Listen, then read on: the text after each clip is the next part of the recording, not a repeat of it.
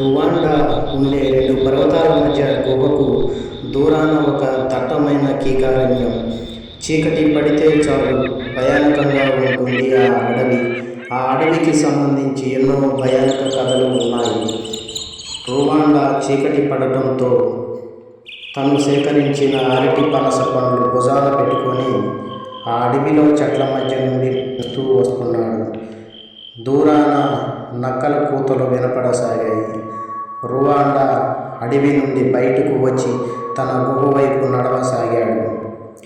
గుహలోనికి రాగానే తన కొడుకు, భార్య రువాండా కోసం ఎదురు చూస్తూ ఉన్నారు. రువాండా పండ్లను భార్య నీలాకి ఇచ్చాడు.